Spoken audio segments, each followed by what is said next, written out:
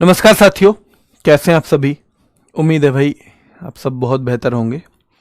तो अभी आपका ये नया समय यही रहेगा बच्चों, कुछ वजह से आपका ये समय चेंज करना पड़ा है। तो अब आपका ये स्टैटिक जीके 3 PM ही होगी, है ना।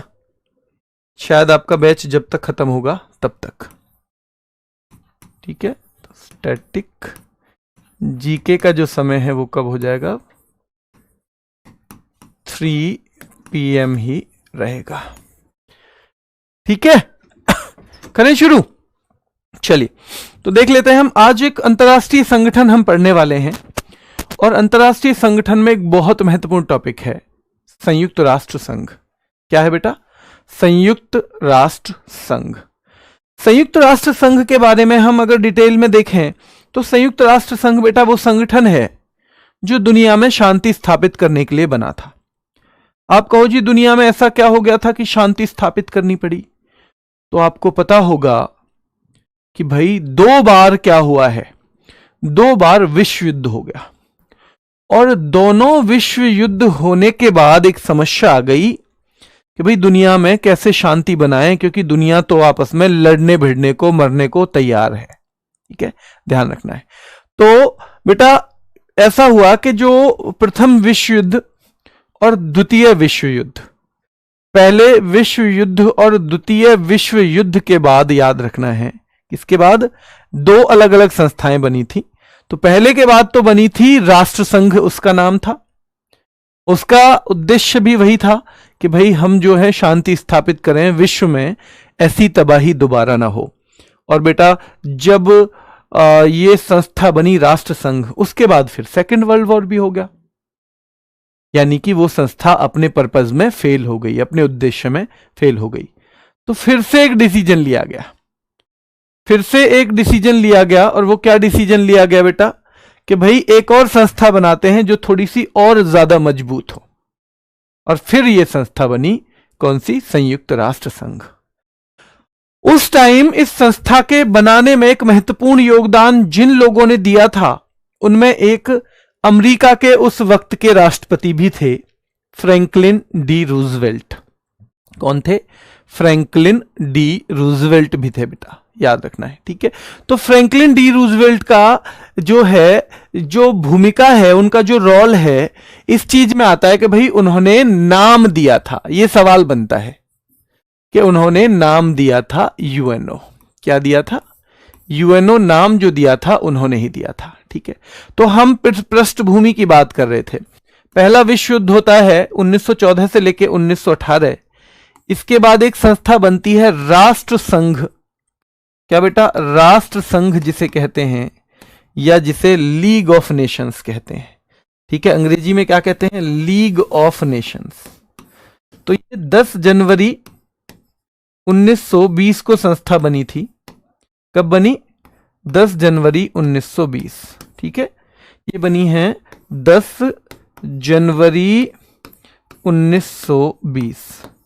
और 10 जनवरी 1920 के बाद दूसरे विश्व युद्ध को ये रोक ही नहीं पाई। दूसरे विश्व युद्ध को अगर ये नहीं रोक पाई तो आपको ध्यान रखना है बेटा कि यूएनओ नाम किसने दिया? फ्रैंकलिन डी रूजवेल्ट ने। पहला विश्व युद्ध कब हुआ? 1914 से 18। उसके बाद संस्था कौन बनी? तो राष्ट्र संघ यानी लीग ऑफ नेशंस बनी। इसकी स्थापना कब हुई है बेटा? 10 जनवरी 1920 को हुई है। और याद रखना है इसका हेडक्वार्टर कहां पे था लीग ऑफ नेशंस का? तो ये जिनेवा में था। यहां से भी सवाल आता है, जिनेवा में। तो ये तो बैकग्राउंड खत्म हो गया लीग ऑफ नेशंस का। लीग ऑफ नेशंस का बैकग्राउंड खत्म। राजा परिहार कह रहे हैं दूसरा विश्व युद्ध 1939 से 1948, नहीं बेटा 48 नहीं 45, 1948 से 45। सर इस जीके जीएस से सीपीओ की तैयारी हो जाएगी बेटा। वनडे एग्जाम जितने भी हैं उन सब के लिए काफी है, ये ध्यान रखना है, ठीक है, ठीक है। चलिए तो जिनेवा आगे देखिए। द्वितीय विश्व युद्ध हो गया। द्वितीय विश्व युद्ध 1939 से लेके 1945 तक हुआ। 1939 से लेके 1945 तक बेटा द्वितीय विश्व युद्ध हुआ।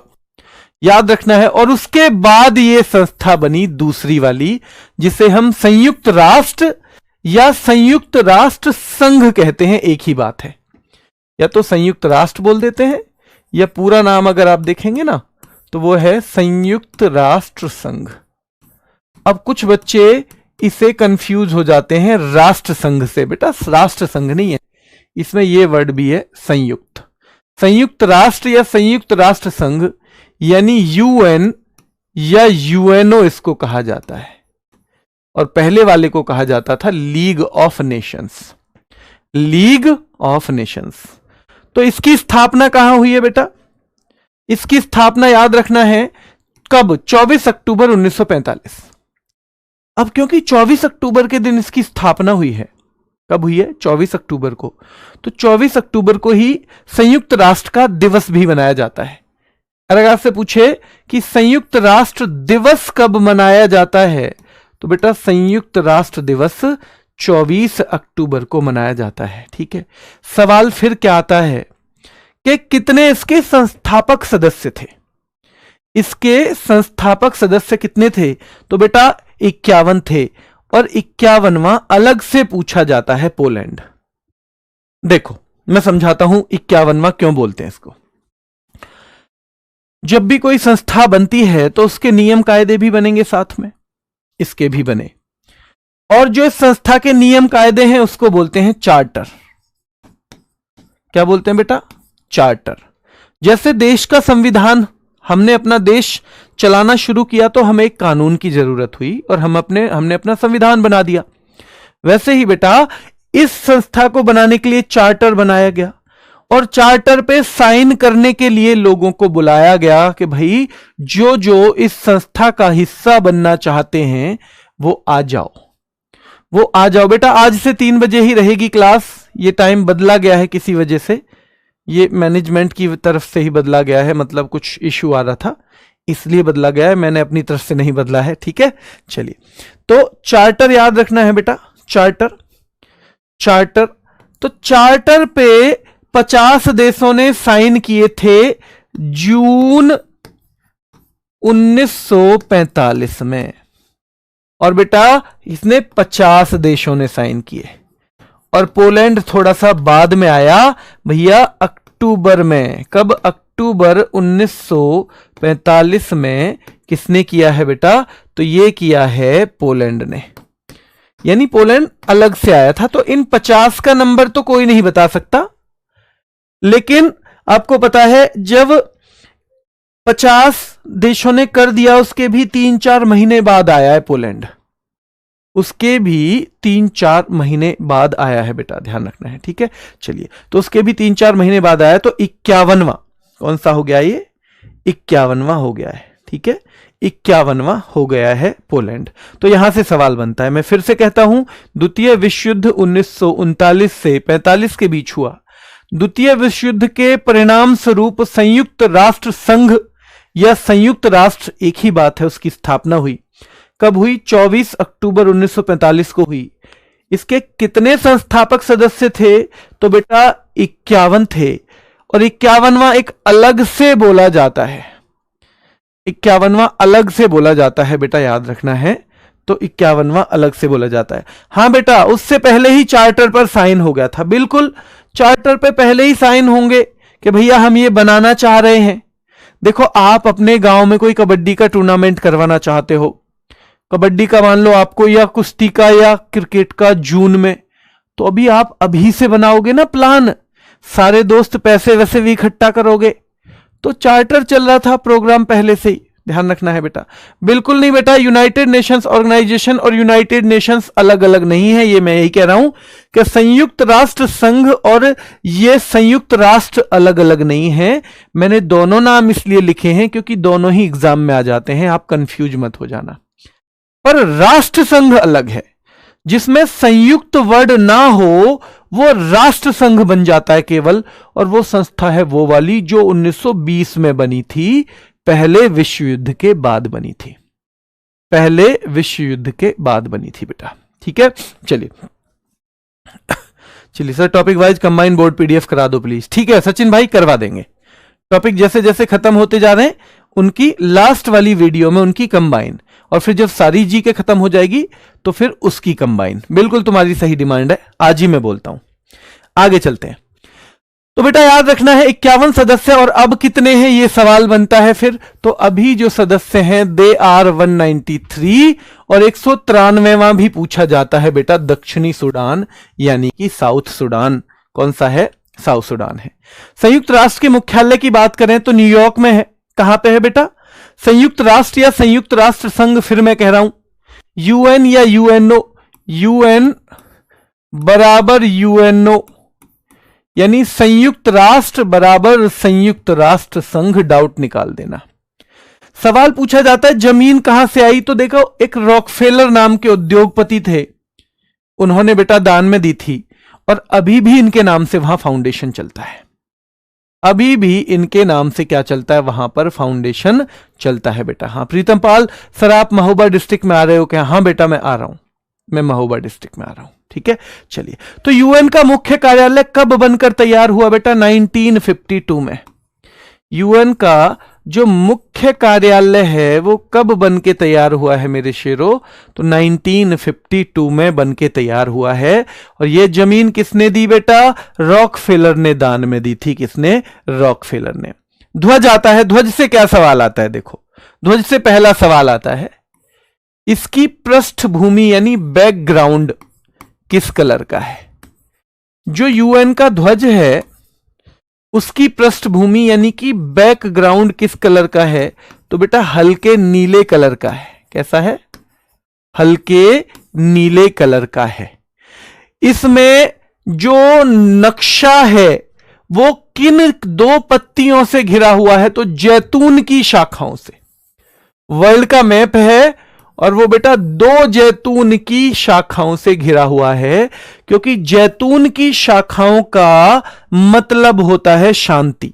जैतून जो है, जैतून की शाखा शांति का प्रतीक है। तो ध्यान रखना है, जैसे विश्व जैतून की शाखाओं से घिरा हुआ है, वैसे ही याद रखना है हमारा विश्व शांति से घिरा हो, यानी चारों तरफ उसके शांति हो। क्या हो? चारों तरफ उसके शांति हो। परविंद कुमार कह रहे हैं कि सर मेरा मैसेज आ रहा है। बेटा आ रहा है मैसेज आपका, ठीक है। चलिए, तो जैतून शाखा, जैतून शांति का प्रतीक है, और ये जैतून की शाखाएं हैं। कितनी शाखाएं हैं? दो। अब जिस तरह के सवाल पूछने लगे हैं एग्जामिनर, चाहे वो एसएससी हो चाहे रेलवे, उसमें छोटी छोटी डिटेल्स का पता होना आपको बहुत जरूरी है। वो बिल्कुल कॉमन सवाल पूछ लेते हैं, बिल्कुल कॉमन। बेटा जैतून एक वृक्ष है, पेड़ है जैतून, ठीक है। जैतून एक पेड़ है। चलिए, संयुक्त राष्ट्र की भाषाएं अगर बात करें तो अंग्रेजी और फ्रेंच, अंग्रेजी और फ्रेंच हैं बेटा संयुक्त राष्ट्र की भाषाएं। कौन कौन सी हैं? अंग्रेजी और फ्रेंच संयुक्त राष्ट्र की भाषाएं हैं, ठीक है। और अन्य मान्यता प्राप्त भाषा जो हैं ये 4 और हैं। देखो 6 भाषाएं हैं कुल मिला के, कुल 6 भाषा, कुल 6 मान्यता प्राप्त भाषा,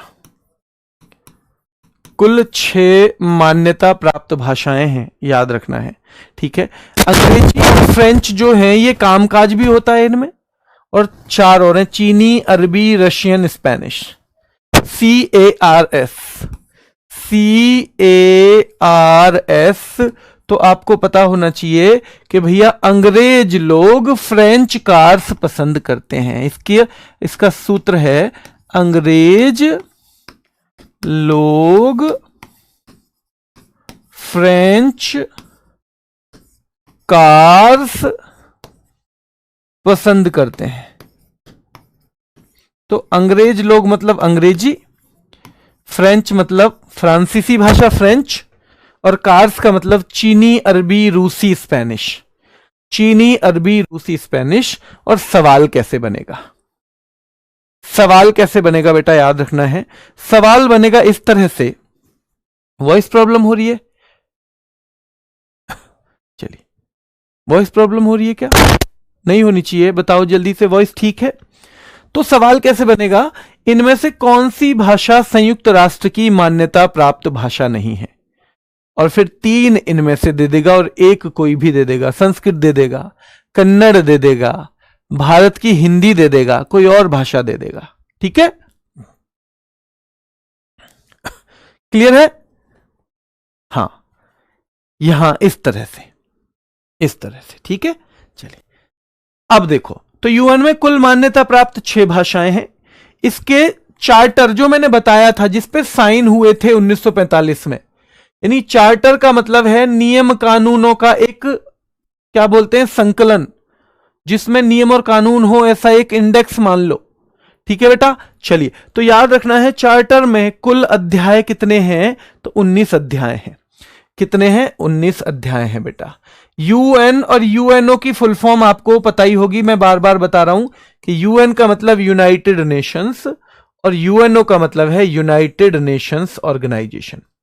यूनाइटेड नेशंस ऑर्गेनाइजेशन है यूएनओ का मतलब। ठीक है, तो टोटल चार्टर जो है याद रखना है, टोटल जो चार्टर में चैप्टर हैं वो 19 हैं और अनुच्छेद 111 हैं। कितने हैं?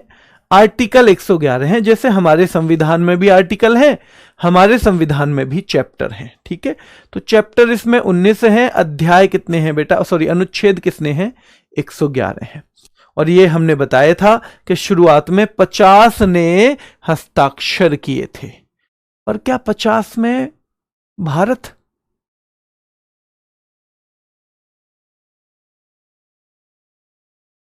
50 में भारत भी है? बताओ, 50 में भारत भी है?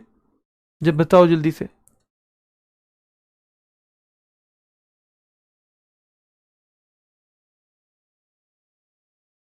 पचास में भारत भी है? हाँ, तो 50 में भारत भी है। ठीक है, 50 में भारत भी है बेटा, याद रखना है। 50 सदस्यों में कौन है? इंडिया भी, यानी इंडिया जो है इसका संस्थापक सदस्य है। तो सवाल पूछा जाए, भारत संस्थापक, ठीक है, क्या है भारत? तो संस्थापक सदस्य है। भारत क्या है बेटा? भारत इसका संस्थापक सदस्य है। ठीक है, चलिए आगे चलते हैं।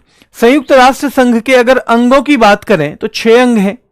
इन 6 के नाम आपको क्यों रटे होने चाहिए? क्योंकि पूछ लेता है कि इनमें से कौन सा संयुक्त राष्ट्र का संघ का अंग नहीं है। तो एक है महासभा यानी जनरल असेंबली, दूसरा है सुरक्षा परिषद यानी सिक्योरिटी काउंसिल बेटा, तीसरा है आर्थिक और सामाजिक परिषद यानी इकोनॉमिक एंड सोशल काउंसिल, चौथा है बेटा प्रन्यास परिषद यानी ट्रस्टीशिप काउंसिल, पांचवा है बेटा अंतर्राष्ट्रीय न्यायालय यानी इंटरनेशनल कोर्ट ऑफ जस्टिस, और छठा है सचिवालय, तो छठा हो जाएगा सेक्रेटरिएट। सवाल कैसे बनेगा? सवाल ऐसे बनेगा बेटा, कैसे बनेगा देखो, इनमें से कौन सा संयुक्त राष्ट्र का प्रमुख अंग नहीं है? पहला दे देगा महासभा, दूसरा दे देगा सुरक्षा परिषद, तीसरा दे देगा मान लो प्रन्यास परिषद, और चौथा नाम जो होगा वो कहीं बाहर से दे देगा, कहीं बाहर से हो जाएगा चौथा नाम, याद रखना है। ठीक है, चलिए तो चौथा नाम कहीं बाहर से हो जाएगा। तो ये 6 नंबर हो गए हैं, 6 नंबर। ठीक है बेटा, देखो डाउट में बीच में 2-3 दिन किसी वजह से आपके डाउट सेशन में जवाब नहीं दे पाया था, अब मैं जवाब दे रहा हूं बेटा। जिनके अभी तक नहीं हुए हैं वो आज हो जाएंगे। तो आपको डाउट टेलीग्राम पे डालने अपने पे, ठीक है। तो सोनवीर सर GSRWA, वहां पे मेरा नाम आ जाएगा जब आप टैग करोगे @ लिख के, सोनवीर सर GSRWA, ये नाम से आपको मेरी आईडी उसमें मिलेगी, उसी ग्रुप में जहां आप जवाब देंगे। तो सारे डाउट आप इस पे पूछोगे, ठीक है। अपने ग्रुप में जब आप मुझे टैग करोगे तो ये सारे डाउट्स के जवाब हम आपके दे देंगे। चलिए, संयुक्त राष्ट्र संघ के किस संघ ने कार्य करना बंद कर दिया है? तो संयुक्त राष्ट्र संघ के बेटा ये जो 6 अंग हैं, ये 6 अंग हैं, इसमें से इसने काम करना बंद कर दिया है, वर्तमान में नहीं करता है काम, काम करना बंद। कोई बता सकता है कब से बंद कर दिया था? कब से बंद कर दिया है? 1994 से। तो आज की डेट में 5 ही अंग काम करते हैं, संयुक्त राष्ट्र संघ के अभी ध्यान रखना है कितने अंग काम करते हैं बेटा, इसमें ध्यान रखना है आपको कि संयुक्त राष्ट्र संघ के केवल 5 ही अंग काम करते हैं अभी। ये 1994 से याद रखना है, ठीक है, ध्यान रखना है।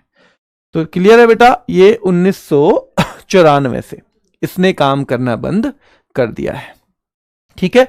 चलिए अब मैं इसे समझाऊंगा क्यों कर दिया है उसके बाद, अभी फिलहाल हम ये देखेंगे। तो 5 अंगों का ये हेडक्वार्टर पूछा जाता है। हम अगर यूएनओ का हेडक्वार्टर पूछें, देखो यूएनओ का हेडक्वार्टर, तो सीधे सीधे एक ही शब्द आता है, न्यूयॉर्क, न्यूयॉर्क, ठीक है। तो अगर यूएन या यूएनओ का हेडक्वार्टर पूछे तो आप न्यूयॉर्क बताओगे, पर अगर इसके अलग अलग अंगों की बात हो तो 5 का न्यूयॉर्क में है, लेकिन इसका न्यूयॉर्क में नहीं है, इसका है द हेग नीदरलैंड में। कहां पे है? The Hague. 5 अंकों का तो है न्यूयॉर्क में, लेकिन जो अंतरराष्ट्रीय न्यायालय है, इंटरनेशनल कोर्ट ऑफ जस्टिस है, इसका हेग नीदरलैंड में है। और सवाल कैसे बनता है, देखो क्वेश्चन आता है, संयुक्त राष्ट्र के कौन से अंग का मुख्यालय नीदरलैंड में नहीं है? संयुक्त राष्ट्र के, ध्यान रखना है, कौन से अंग का मुख्यालय न्यूयॉर्क में नहीं है बेटा, न्यूयॉर्क में नहीं है। और फिर पहला सवाल वो देंगे ऑप्शन में, पहला महासभा, दूसरा देंगे आर्थिक और सामाजिक परिषद, तीसरा देंगे सचिवालय, और चौथा दे देंगे अंतर्राष्ट्रीय न्यायालय। चौथा कौन सा दे देंगे बेटा? अंतर्राष्ट्रीय न्यायालय चौथा नंबर दे देंगे। तो इस तरह से सवाल पूछेगा तो आपको बताना है, आपको अगर ये क्लियर होगा कि अंतर्राष्ट्रीय न्यायालय का हेडक्वार्टर तो हेग नीदरलैंड में है। कहां पे है? हेग नीदरलैंड में है अंतर्राष्ट्रीय जो न्यायालय है। बाकी के 5 का न्यूयॉर्क में है, बाकी इसका न्यूयॉर्क में है, ठीक है, इसका न्यूयॉर्क में है। कहां पे है? इसका जो हेडक्वार्टर है न्यूयॉर्क में, ठीक है, इसका भी न्यूयॉर्क में है, ठीक है, इसका भी न्यूयॉर्क में है, इसका भी न्यूयॉर्क में है, इसका भी न्यूयॉर्क में है, पर इस 5वें का है द हेग में। कहां पे है? The Hague. और बाकी सबका कहां पे है? न्यूयॉर्क में। तो ये सवाल सीधे सीधे पूछा जाता है और हमें इसका जवाब पता होना चाहिए। क्या है? हमें इसका जवाब पता होना चाहिए बेटा, ठीक है। चलिए आगे देखते हैं हम। ये हो गया संयुक्त राष्ट्र के प्रमुख अंगों के बारे में। अब हम देखते हैं कि क्या क्या इसमें सवाल बनते हैं। पहला सवाल बनता है कि संयुक्त राष्ट्र का जो प्रमुख अंग है बेटा, एक है महासभा, इसको हम यूनाइटेड नेशंस जनरल असेंबली भी कहते हैं, UNGA। क्या कहते हैं?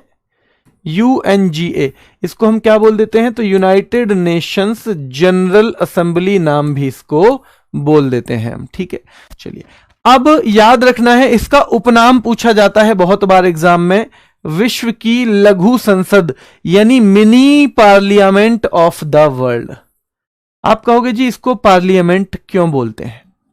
क्योंकि संयुक्त राष्ट्र में, ध्यान रखना है, संयुक्त राष्ट्र में ऐसा होता है बेटा कि संयुक्त राष्ट्र में कुछ बहुत सारे काम ऐसे होते हैं जैसे हमारी संसद करती है, यानी बहुत सारी चीजें पूछी जाएंगी, बहुत सारे प्रस्ताव आएंगे, कुछ पास हो जाएंगे, कुछ पास नहीं हो पाएंगे। तो यानी कि इसमें बहुत सारे काम होते हैं और इसमें जो कार्रवाई होती है ना, उनमें ये UNGA की कार्रवाई हमारी संसद से मिलती है। यानी यहीं पे कोई भी प्रस्ताव पारित भी होगा, यहीं पे वो पेश भी होगा, यहीं पे वो पास भी होगा, और अगर रिजेक्ट होगा तो भी यहां पे। तो यानी इसका लगभग जो काम है हमारी संसद की तरह है। पर ये भारत की संसद तो है नहीं, ये किसी देश की तो संसद है नहीं, तो इसको हम विश्व की लघु संसद बोलते हैं। इसको हम क्या बोलते हैं? विश्व की लघु संसद बोलते हैं बेटा, ठीक है, विश्व की लघु संसद बोलते हैं। और प्रत्येक देश अधिकतम कितने प्रतिनिधि इसमें भेज सकता है? 5 भेज सकता है। लेकिन जब वोट होगी किसी प्रस्ताव पर तो एक देश एक वोट, तो एक देश जो है बेटा उसकी वोट भी कितनी मानी जाएगी? एक वोट ही मानी जाएगी, चाहे वो प्रतिनिधि 5 भी भेज सकता है। क्या कर सकता है? 5 भी भेज सकता है। सवाल कैसे आता है? कि विश्व की लघु संसद संयुक्त राष्ट्र के कौन से भाग को कहा जाता है? तो संयुक्त राष्ट्र की बेटा किसको? महासभा को, यूएन की जनरल असेंबली को विश्व की लघु संसद के तौर पे जानते हैं। यूएनजीए में प्रत्येक देश कितने प्रतिनिधि भेज सकता है? तो बेटा ये 5 प्रतिनिधि भेज सकता है। 5 प्रतिनिधि भेज सकता है, याद रखना है कितने? 5 भेज सकता है। कितना वोट होता है? तो केवल एक ही वोट होता है, ध्यान रखना है, केवल एक ही वोट होता है। इसमें पूरे 193 मेंबर रहेंगे इसके, है ना। तो यूएनजीए के मेंबर यानी संयुक्त राष्ट्र की महासभा के सदस्य अगर अलग से पूछे तो हर देश जो संयुक्त राष्ट्र का सदस्य है वो इसका भी सदस्य होगा। तो कुल मिला के कितने देश हो जाएंगे बेटा? 193 देश इसके सदस्य हो जाएंगे। पूरे 193 देश इसके सदस्य हो जाएंगे। ठीक है, चलिए। हाँ जी नेगी जी, हाँ ठीक है। हाँ बेटा बिल्कुल सही कह रहे हो। यूएन के अध्यक्ष नहीं, वैसे उस पद को महासचिव बोलते हैं, सेक्रेटरी जनरल बोलते हैं। यूएन में अध्यक्ष नाम का पद नहीं होता, पर है वही, मेन वही, मतलब उसी के बराबर मान सकते हो आप। और बिल्कुल एंटोनियो गुटरस ही है, बिल्कुल एंटोनियो गुटरस है। ठीक है, चलिए। महासभा की बैठक से बहुत महत्वपूर्ण सवाल बनता है बेटा। जैसे संसद के हमारे सत्र होते हैं ना, सत्र संसद में सत्र होते नहीं होते? हाँ, संसद में जी होते हैं सेशन। तो संसद की तरह ही याद रखना है इसमें भी बैठक होती है हर साल। तो पूछेगा महासभा की बैठक कब होती है? हर साल होती है। और दूसरा सवाल ये कब शुरू होती है? तो सितंबर में शुरू होती है। कब शुरू होती है बेटा? सितंबर में ये शुरू होती है, सितंबर में शुरू होती है और हर साल होती है। और अगर बिल्कुल स्पेसिफिक पूछ ले तो सितंबर के तीसरे मंगलवार से शुरू होती है। किससे? सितंबर के तीसरे मंगलवार से शुरू होती है। महासभा में एक अध्यक्ष होता है, यानी हर साल नया अध्यक्ष रहेगा, ध्यान रखना है। हर साल महासभा का नया अध्यक्ष, तो हर साल नया अध्यक्ष आएगा बेटा। ठीक है, कौन आएगा जी? तो हर साल नया अध्यक्ष आने वाला है। उसमें 21 उपाध्यक्ष भी होते हैं। हालांकि यहां से सवाल नहीं बनता ज्यादा, यहां से भी नहीं बनता, यहां से भी नहीं, पर यह बहुत महत्वपूर्ण है। और महासभा के अध्यक्ष का आपको नाम भी पता होना चाहिए। और आज आप ये बताओगे मुझे कि क्या नाम है। आज आप बताओगे कि महासभा के अध्यक्ष का क्या नाम है, क्योंकि हर साल एक अलग होता है। हर साल क्या होता है? एक अलग होता है। ठीक है, चलिए। क्वेश्चन में वर्तमान दिया रहेगा तभी 193 होगा। हाँ जी, वर्तमान में कितने हैं? अभी संयुक्त राष्ट्र के कितने सदस्य देश हैं? वर्तमान भी ना कहे तो कहे वर्तमान में कितने हैं या अभी कितने हैं। यानी अगर पूछेगा कि भैया मेंबर्स की संख्या कितनी है, तो आपको वर्तमान वाली ही बतानी है। जब तक वो ये ना बोले कि भाई जब ये बना था तो इसमें कितने संस्थापक सदस्य थे, कितने संस्थापक सदस्य थे, ये जब तक ना पूछे बेटा। चलिए, अब महासभा के काम पूछेगा। देखो सवाल कैसे बनेगा। यूएन में बजट कौन तैयार करता है? बेटा महासभा तैयार करती है।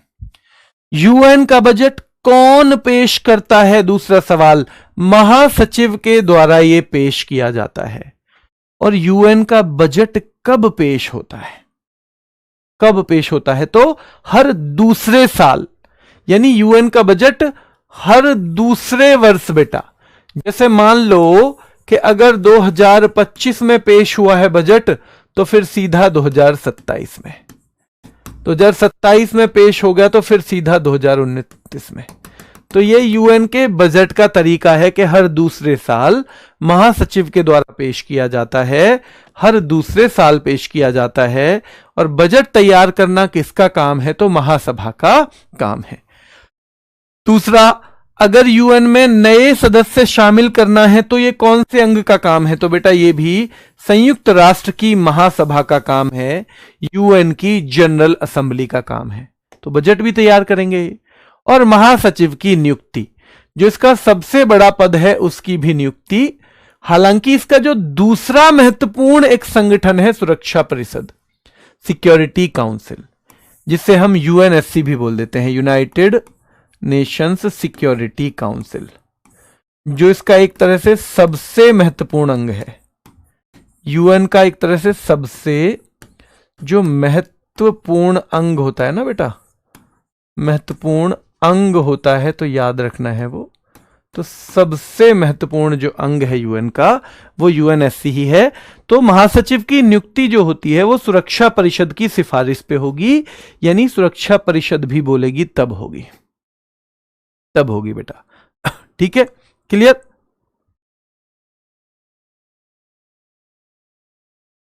बजट बेटा हर दूसरे साल होता है, हर दूसरे साल, ठीक है, हर दूसरे साल।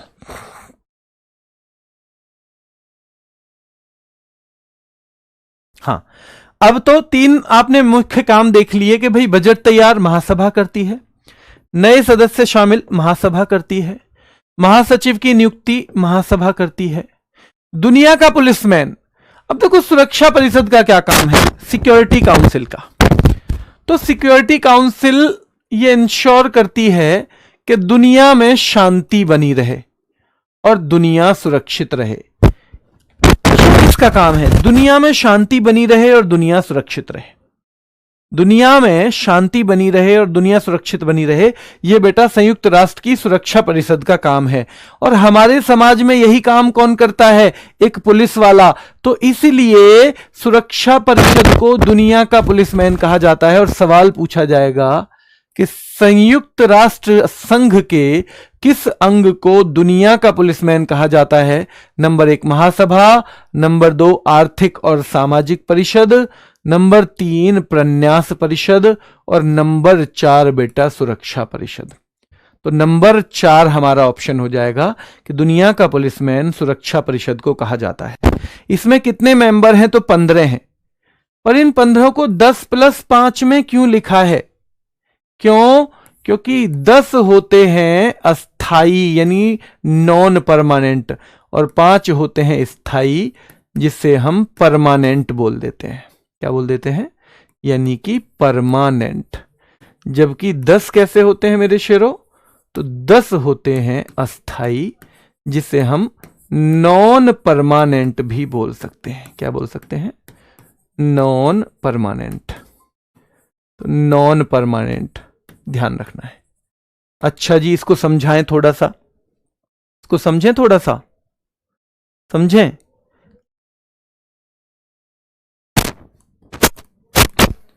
अभी ठीक है वॉइस? ठीक है अभी देखिए, अभी फिलहाल कैसी है वॉइस? अभी वॉइस बताइए बच्चों, अभी कैसी है? अभी ठीक है?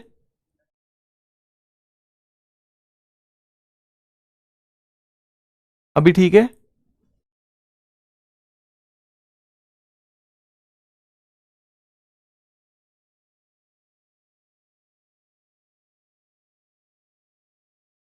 चलिए बेटा, आज मैसेज का रिप्लाई दे दूंगा, कुछ रह गए होंगे उनके, आज दे दूंगा, चिंता मत करो। ठीक है, चलिए। तो भाई अस्थाई हैं 10। देखो स्थाई का मतलब है इनका कार्यकाल लगातार है, यानी कोई कार्यकाल ही नहीं है इनका। कार्यकाल होगा कुछ नहीं, ये तो लगातार है, लगातार हमेशा के लिए। तो जो हमेशा के लिए मतलब वो तो कोई कार्यकाल ही नहीं बचा, उसका कोई कार्यकाल बोला ही नहीं जाएगा। ठीक है, चलिए। तो ये, लेकिन ये अस्थाई ध्यान रखना है, ये अस्थाई 2 साल के लिए चुने जाते हैं। 2 वर्ष, एक बार में 2 वर्ष के लिए। कौन चुनती है? देखो ये महासभा ही चुनाव करती है इनका। महासभा कितने बहुमत से? 2/3 बहुमत से, यानी 193 का 2/3। भैया जिसको वोट जाएगा वो इसमें नॉन परमानेंट मेंबर बन जाएगा। और नॉन परमानेंट 2 वर्ष के लिए होते हैं। और बेटा हर साल ये 5 मेंबर बदल जाते हैं। हर साल क्या होता है? तो मेरे शेरों ये 5 मेंबर हर साल बदल जाते हैं। ये 5 मेंबर क्या होता है बेटा? तो ये 5 मेंबर हर साल बदल जाते हैं, और ये आपके दिमाग में होना चाहिए। ठीक है, चलिए आगे देखो। स्थायी सदस्य 5 होते हैं। स्थायी सदस्य 5 बेटा याद रखना है। और अमेरिका, ब्रिटेन, चीन, फ्रांस, रूस, इन पांचों के नाम आपको ध्यान रखना है। इन पांचों के नाम आपको रटे होने चाहिए।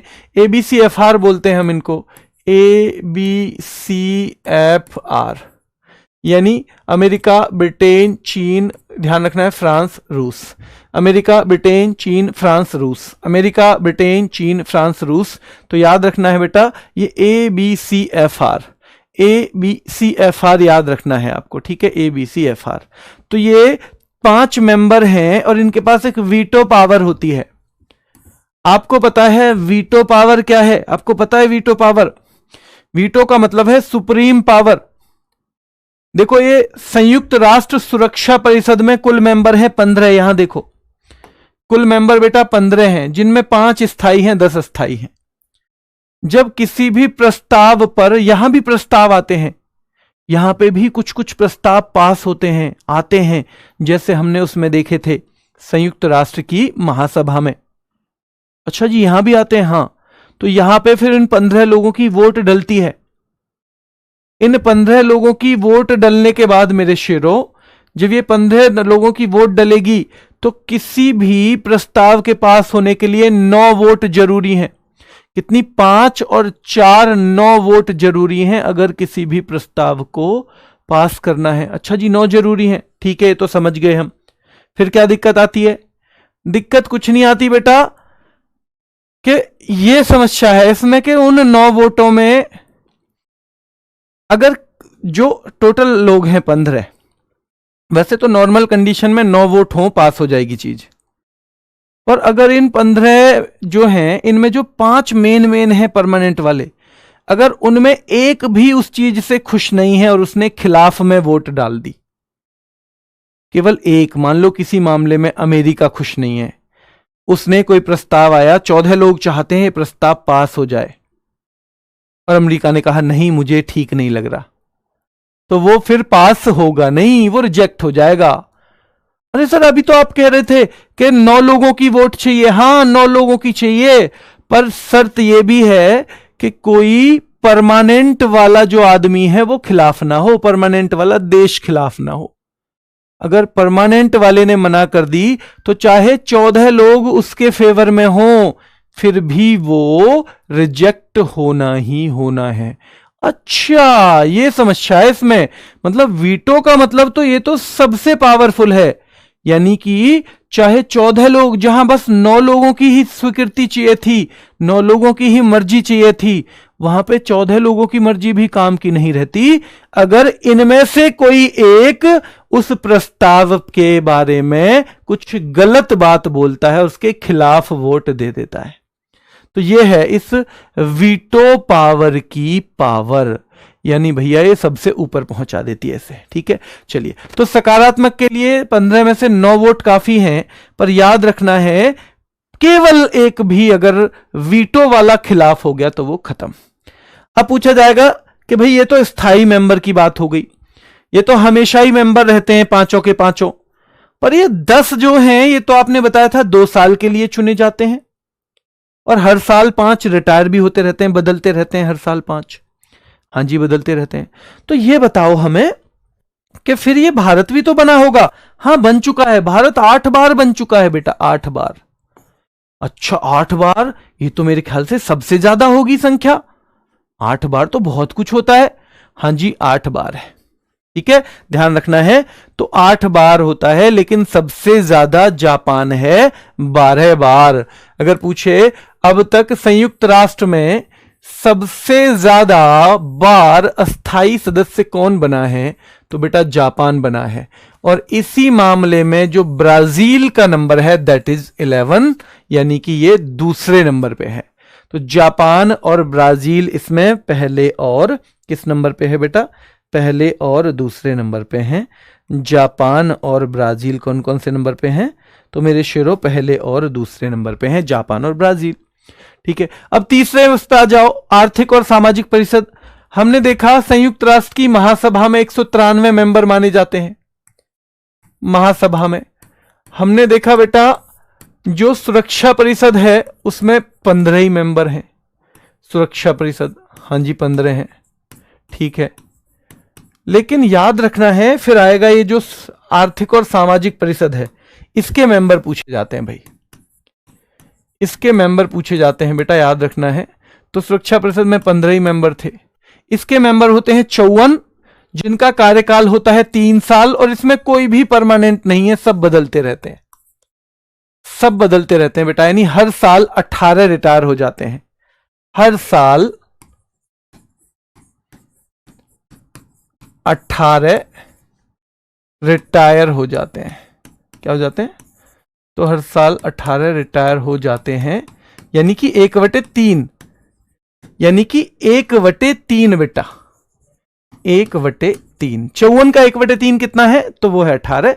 हर साल 18 बदल जाते हैं, ठीक है।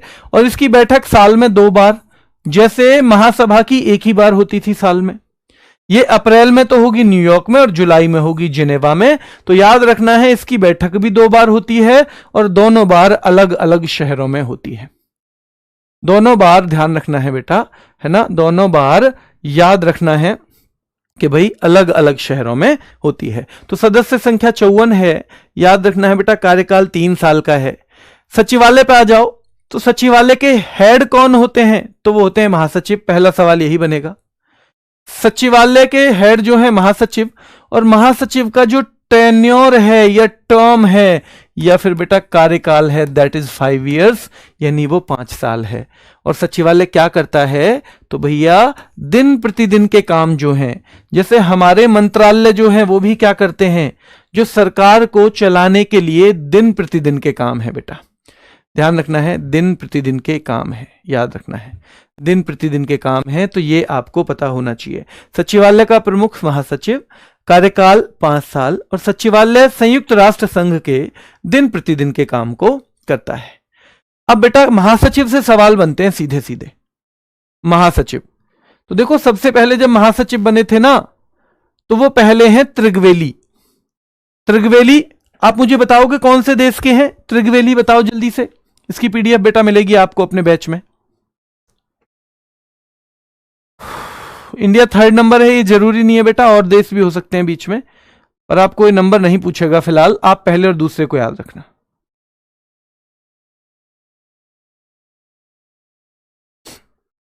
बच्चा कह रहा नवीन सर ने 6 वर्ष लिखवाया था। नहीं बेटा, वो गलती से लिख गया होगा, 6 वर्ष तो होता ही नहीं है, 5 वर्ष ही होता है, हो सकता है गलती से लिख गया हो।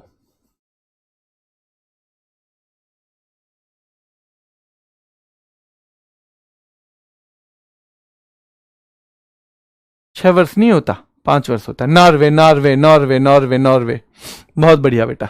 तो देखो ये पहले कार्यकारी हैं कि भाई जब तक कोई चुनाव वुनाव हो तब तक किसी आदमी को तो बनाओगे, किसी को टेम्परेरी तौर पे इसका हेड तो बनाओगे। तो भाई पहले ग्लैडविन जेब नाम के व्यक्ति बने थे, लेकिन ये पहले नहीं है, कार्यकारी हैं केवल काम करने के लिए।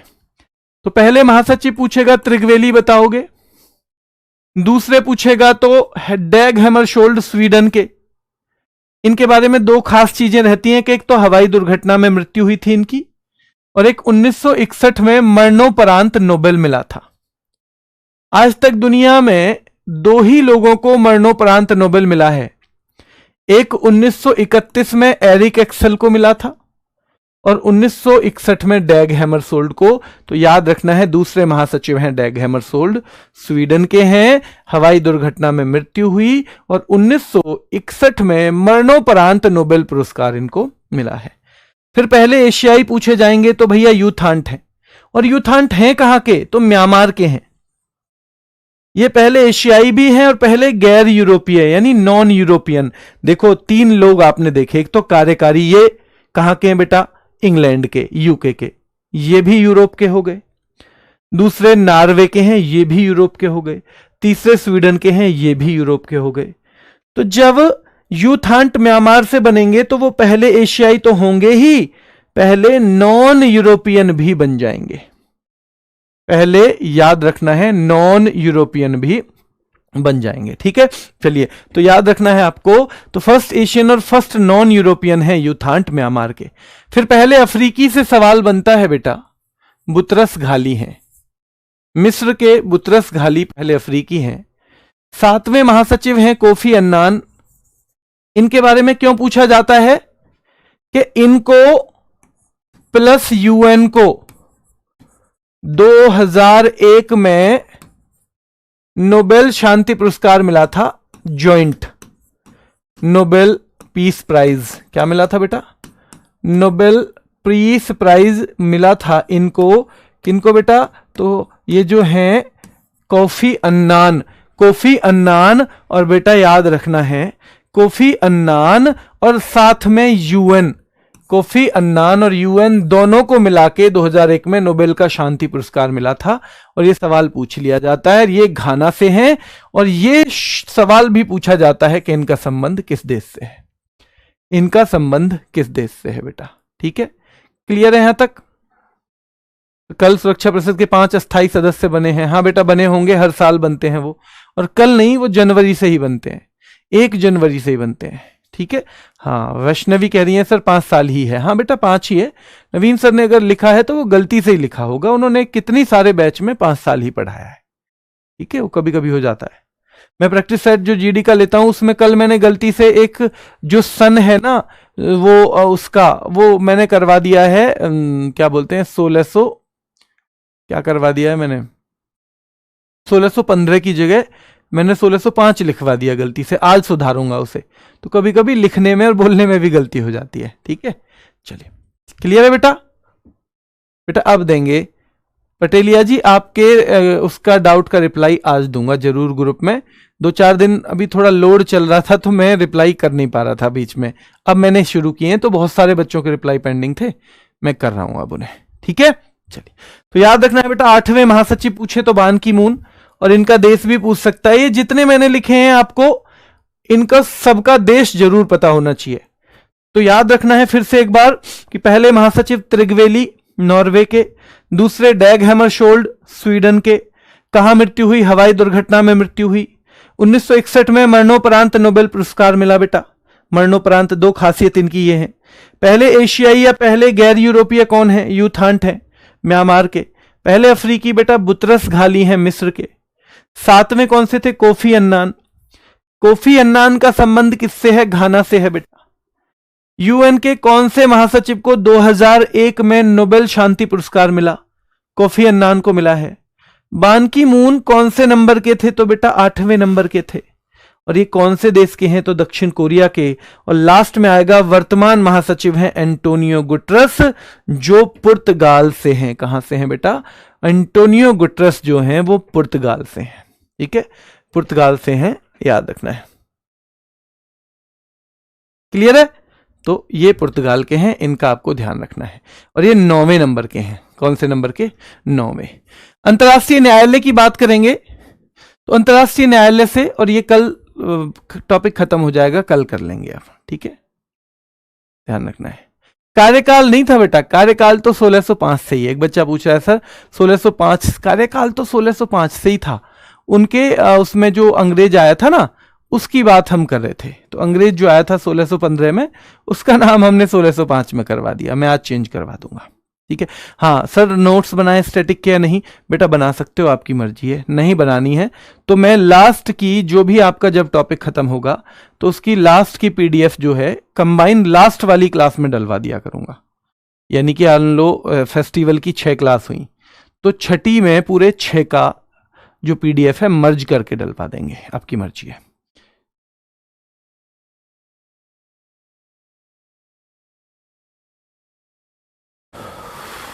चलिए ठीक है, तो थैंक यू वैष्णवी बेटा, थैंक यू।